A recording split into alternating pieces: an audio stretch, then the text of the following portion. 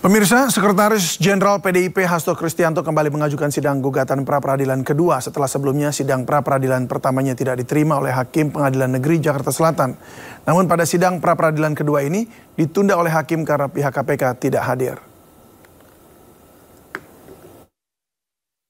Sekretaris Jenderal PD Perjuangan Hasto Kristianto kembali mengajukan sidang pra-peradilan keduanya dengan dua gugatan. Di antaranya pertama terkait status Hasto sebagai tersangka dalam kasus suap. Kemudian yang kedua yakni terkait kasus perintangan penyidikan. Namun sidang pra-peradilan kedua hari ini ditunda oleh Hakim karena pihak KPK berhalangan hadir dan kedua perkara yang diajukan ditunda. Tim kuasa hukum Hasto tetap mempertanyakan bukti yang dipakai oleh KPK dalam penetapan tersangka.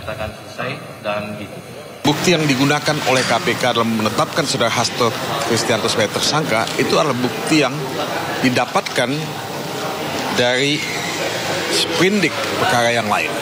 Jadi agak aneh ya, kenapa bukti yang didapatkan dari sprindik yang lain dijadikan sebagai bukti ya, untuk menetapkan saudara Hasto Kristianto sebagai tersangka.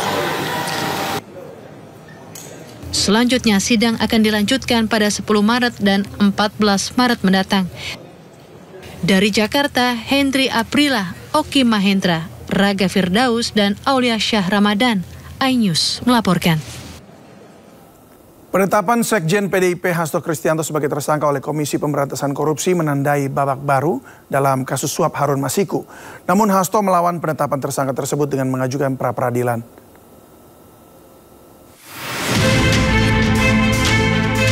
Sehari menjelang Natal, Selasa 24 Desember 2024, KPK resmi menetapkan Sekjen PDI Perjuangan Hasto Kristianto sebagai tersangka kasus suap pergantian antar waktu Harun Masiku. Hasto disebut secara aktif melakukan upaya menggagalkan Rizky Aprilia sebagai caleg terpilih tahun 2019 menggantikan Nazarudin Kemas yang meninggal dunia.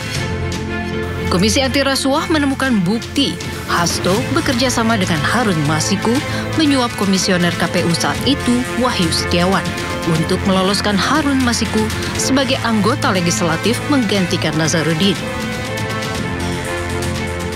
Proses penyidikan terhadap perkara HM dan upaya pencarian DPO HM ini dilakukan secara sangat serius, juga dilakukan tidak mengenal waktu, bahkan banyak melakukan koordinasi dengan berbagai pihak.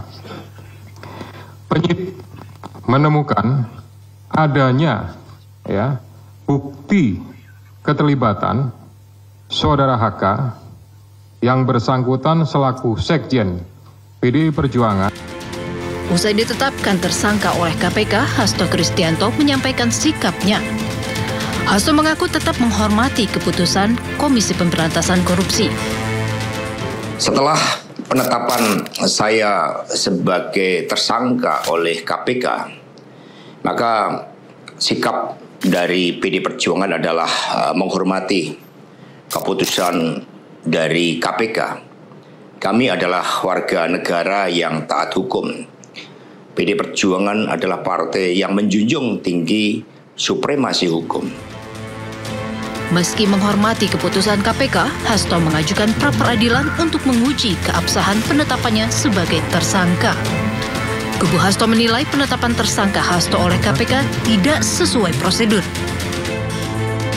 Namun Hakim Pengadilan Negeri Jakarta Selatan Juyamto menyatakan tidak dapat menerima permohonan pra-peradilan Sekjen PDI Perjuangan Hasto Kristianto.